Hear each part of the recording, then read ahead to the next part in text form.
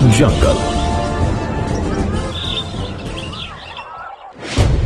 एक हाथी जो बांटता है मौत, जो कभी भी ले लेता है किसी की भी जान, जिसे पकड़ना मुश्किल ही नहीं नामुमकिन है,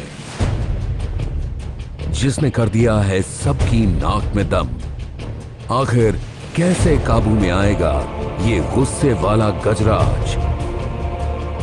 अपनी इस खास पेशकश में आज हम आपको दिखाएंगे एक ऐसे हाथी की कहानी जिसे पकड़ने के लिए न जाने कौन कौन से तरीके अपनाए गए, लेकिन यह हाथी किसी की पकड़ में नहीं आया। दिन 10 फरवरी साल 2011। उत्तराखंड में यह हर रोज की तरह एक सर्द सुबह थी। सीता देवी अपने घर के कामकाज को निपटाकर मवेशियों के लिए चारा इकट्ठा करने के लिए बाकी महिलाओं के साथ जंगल के लिए निकल गईं। उन्हें बिल्कुल अंदाजा नहीं था कि आज उनकी मुलाकात मौत से होने वाली है। मौत जो इस हाथी की शक्ल में उनका पीछा कर रही थी। सीता देवी घास काट रही थी। अचानक जोर से एक आवाज हुई। सीता देवी हैरान हो गई। वो बदहवास होकर इधर उधर भागी।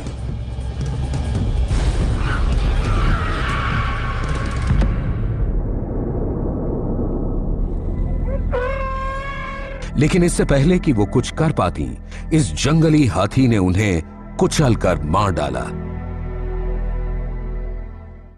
वो इस मासूम से दिखने वाले हाथी का पहला शिकार थी।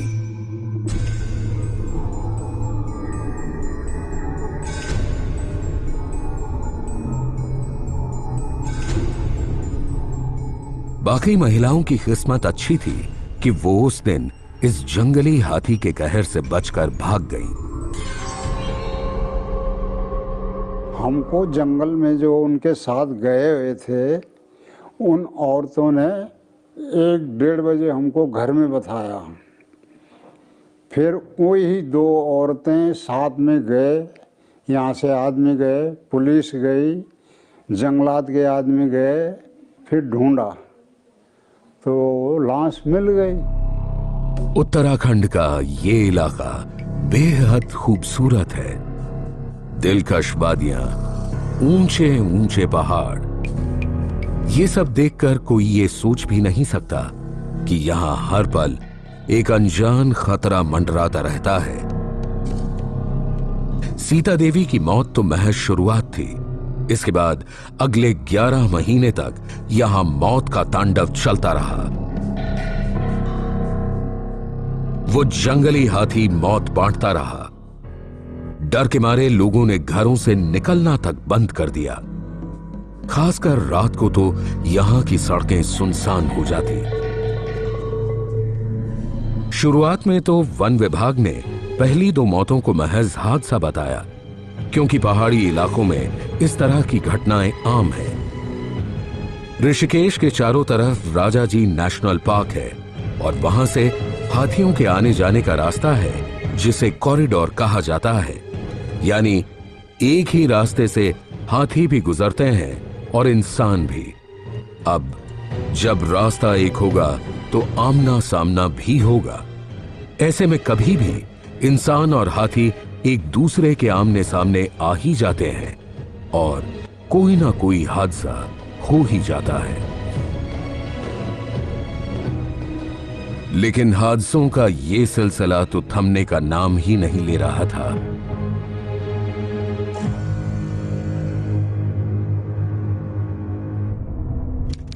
तीन अक्टूबर को इस हाथी ने अव्वल सिंह नाम के शख्स की जान ले ली। ये इसका 7वां शिकार था। इसके बाद जाकर वन विभाग ने माना कि यह हाथी वाकई मौत बांट रहा है। 42 साल के ओम प्रकाश राणा को भी इसी हाथी ने मौत के आगोश में सुला दिया। एक रात वो स्कूटर से आ रहे थे कि तभी उनके सामने आ गया एक विशालकाय हाथी। हाथी को देखकर स्कूटर का संतुलन बिगड़ गया। और ओम प्रकाश राणा नीचे गिर गए।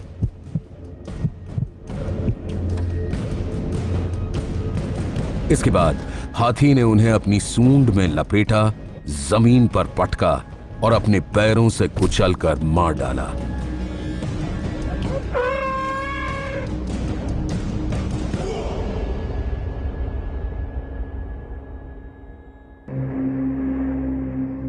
यहां रहने वालों को यह हाथी अक्सर हाथियों के एक छोटे से झुंड के साथ ऋषिकेश के पास सटे हर्बल गार्डन में दिखता था। और ओम प्रकाश राणा की मौत के बाद वन विभाग की भी नींद खुल गई।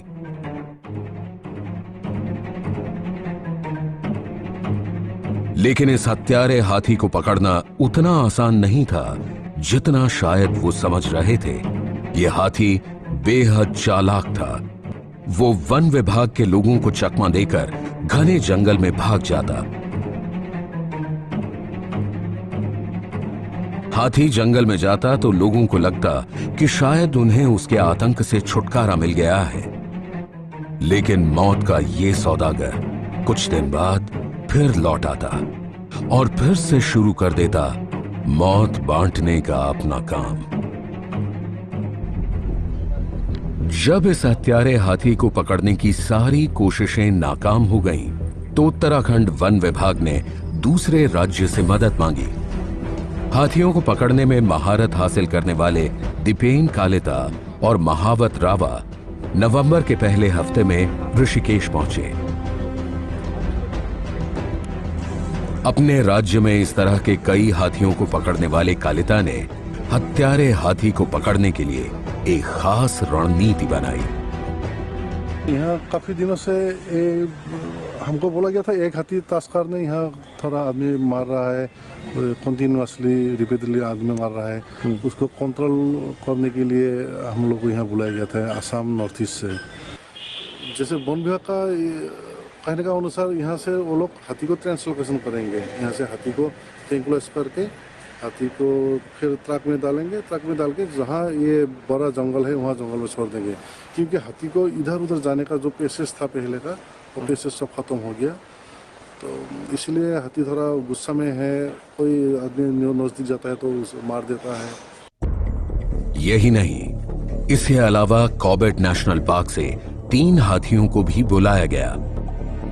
साथ ही राजाजी राष्ट्रीय पार्क के वरिष्ठ अधिकारी और करीब 2 दर्जन वन गार्ड भी इस इलाके में करीब 1 महीने तक रहे जहां ये हाथी दिखाई देता था। एक हाथी को पकड़ने के लिए ये इतना बड़ा ऑपरेशन शायद ही कभी चलाया गया हो, लेकिन ये ऑपरेशन फेल हो गया। सबने एड़ी चोटी का जोर लगा दिया, लेकिन हाथी पकड़ में नहीं आया, बल्कि इसने फिर अपना खूंखार रूप दिखाया। वो दिन था 22 नवंबर। इस हत्यारे हाथी ने फिर हमला किया, लेकिन इस बार उसका शिकार कोई इंसान नहीं बल्कि एक हथनी बनी। गोमती नाम की इस हथनी को उस हत्यारे हाथी की तलाश के लिए कॉर्बेट नेशनल पार्क से लाया गया था। इस हमले में गोमती बुरी तरह घायल हो गई। वो 29 नवंबर की रात थी जब हाथी को पकड़ने गई इस टीम ने उसे बेहोश कर दिया, लेकिन अंधेरे की वजह से उसे घने जंगल से बाहर नहीं लाया जा सका। यह हाथी मौत बांटे जा रहा था, हमले पर हमले किए जा रहा था। अब तो ये ऋषिकेश हाईवे पर चलने वाली गाड़ियों को भी अपना निशाना बनाने लगा था। इस हाथी की वजह से पूरे ऋषिकेश में दहशत फैल गई। वन विभाग की साख पर सवाल खड़े हो गए। फरवरी से नवंबर तक 8 महीने में इस हाथी ने 9 लोगों को मौत के घाट उतार दिया था और इसके हमले में कई लोग घायल भी हुए थे। इस हाथी के आतंक को देखते हुए उत्तराखंड के मुख्य वन अधिकारी दिग्विजय सिंह खाटी ने हाथी को पकड़ने की इस मुहिम की कमान अपने हाथों में ली। उन्होंने wild life institute of India और वाइल्ड लाइफ ट्रस्ट के विशेषज्ञों को अपनी टीम में शामिल किया।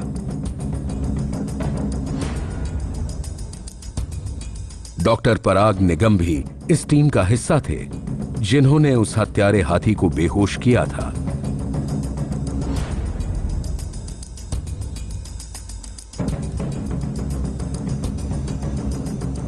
हाथी को पकड़ने के लिए कई टीमें बनाई गईं। कभी कभार कोई टीम इस हाथी के पास पहुंच भी जाती, लेकिन ये चालाक हाथी उन्हें चकमा देकर भाग जाता।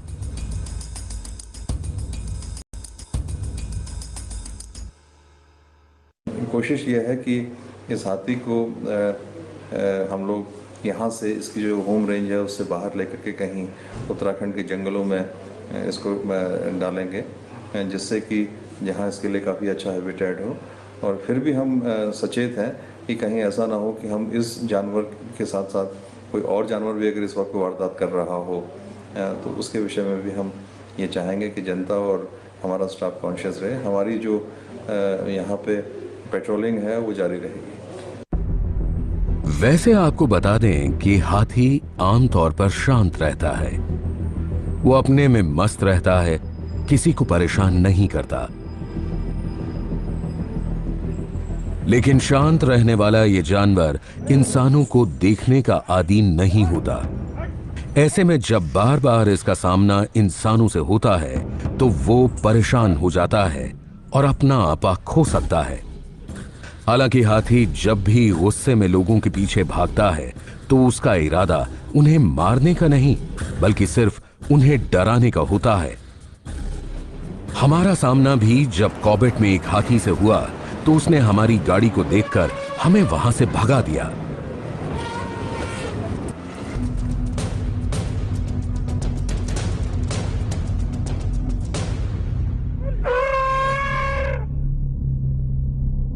कभी कभी ये मतवाले हाथी इंसानों के लिए खतरा बन जाते हैं। ये हाथी कई बार बेहद आक्रामक हो जाते हैं और किसी पर भी हमला कर देते हैं।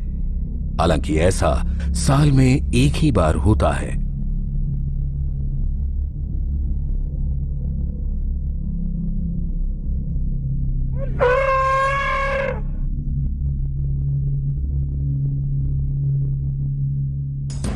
इस बीच ऋषिकेश का ये मौत बांटने वाला हाथी अभी तक पकड़ में नहीं आया था और वन विभाग के 50 लोगों की टीम के साथ लुक्का छुपी का खेल खेल रहा था।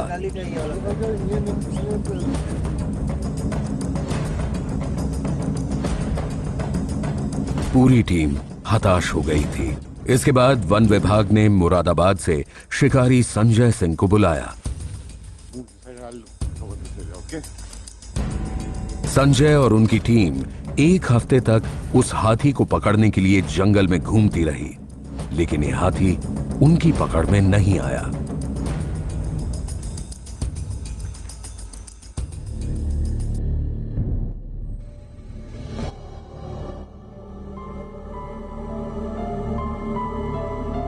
हाथी को पकड़ने में लगी ये टीम निराश हो चुकी थी। हालांकि कुछ लोग ऐसे भी हैं जो हाथी के चंगुल से बाल बाल बचे।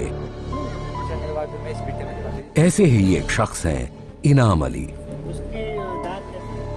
12 तारीख को मतलब ऐसा 3 बजे का टाइम था। मैं नीचे जा रहा था और आगे से आया, जैसे मेरे पीछे उससे मैं दौड़ता हुआ पीछे भागा। फिर उसने कम से कम आधे किलोमीटर पीछे दौड़ा मेरे को। आधे किलो दौड़ने के बाद फिर जिस टाइम नजदीक ही आ गया, फिर मैंने कूद गया और छलांग मारी।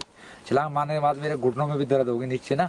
फिर वो आगे मेरे ऊपर खड़ा हो गया ऐसे। जिस टाइम ऊपर खड़ा हो गया मैं नीचे चली गया। फिर मैंने सोचा मैंने आप तो सामने ही ऐसे ऊपर खड़ा हुआ। अब मैं वहां से थोड़ा नीचे उतर के फिर उससे बाद थोड़ा आगे हो गया मैं, और आगे से उतर के वो वहीं को आ रहा था जहाँ मैं नीचे उतरा। फिर मैं वहां से चढ़ा, फिर चढ़ने के बाद फिर मैं इस बिट्टे में चढ़ा, फिर इधर से होकर फिर मैं डेरे पे पहुंचा। वन विभाग ने इस हाथी को पकड़ने के लिए कई जगह कैमरे भी लगाए, लेकिन कोई फायदा नहीं हुआ।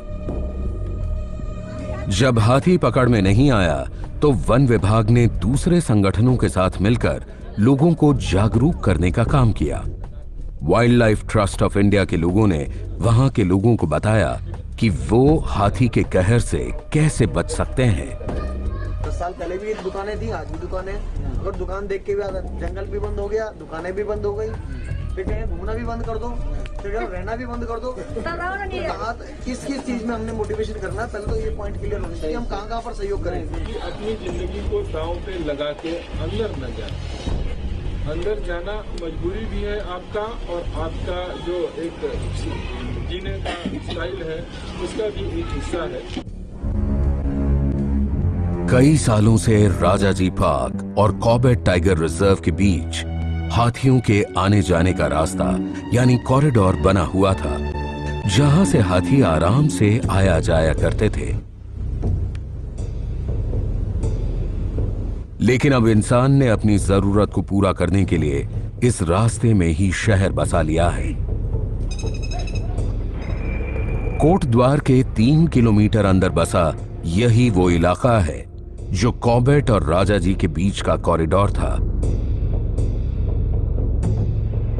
यहां से कभी हाथी आया जाया करते थे, लेकिन इंसानों ने इस रास्ते को लगभग खत्म कर दिया। अब यहां लोग रहते हैं।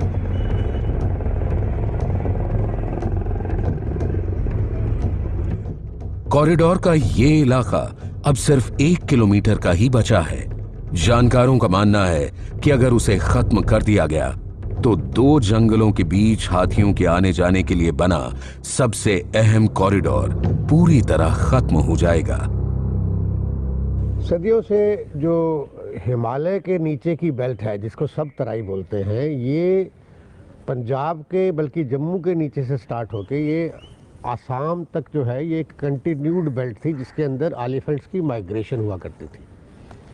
और ये जितने भी आप देख रहे हैं बीच में जो डेवलपमेंट हुआ, तो बीच में रोड्स बन गई, बीच में टाउनशिप्स आ गई, तो उससे जो सारे कॉरिडोर्स हैं इनके माइग्रेशन के रूट कट गए।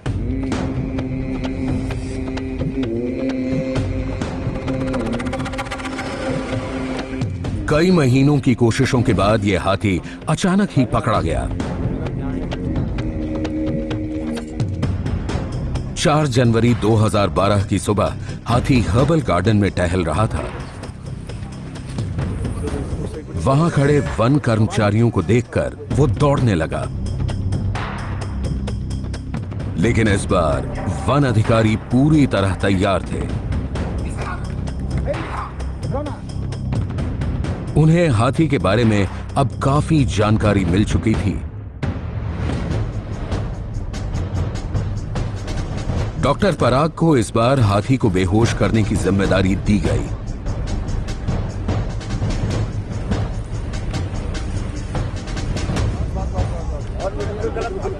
और इस बार हाथी तुरंत बेहोश हो भी गया।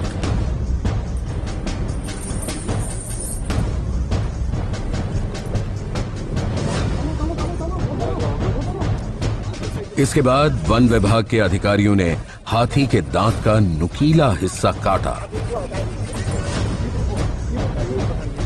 उनके मुताबिक इससे हाथी इंसानों को देखकर ज्यादा गुस्सा नहीं करता।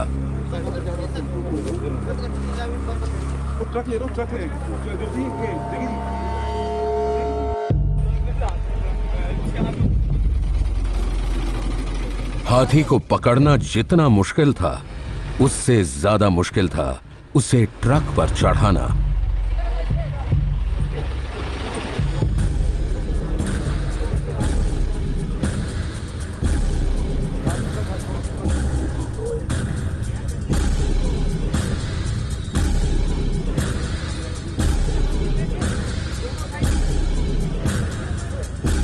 इस हाथी को ट्रक पर चढ़ाने में वन अधिकारियों को करीब 1 घंटा लग गया।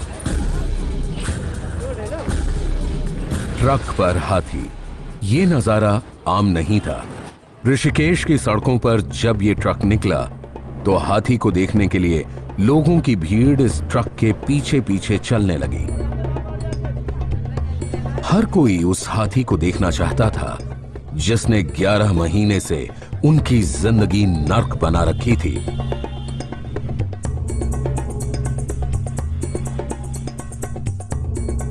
वन विभाग के अधिकारियों ने इस हाथी को एक नाम भी दिया, Narendra.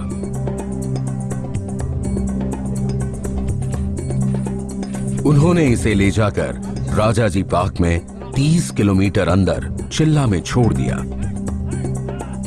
To kill the animal was of course the last resort under very special circumstances. So we preferred it to tranquilize and translocate.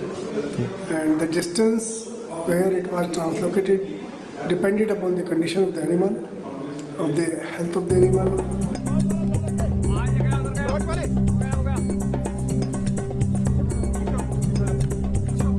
सबको उम्मीद है कि नरेंद्र इस जंगल में एक नई जिंदगी की शुरुआत करेगा,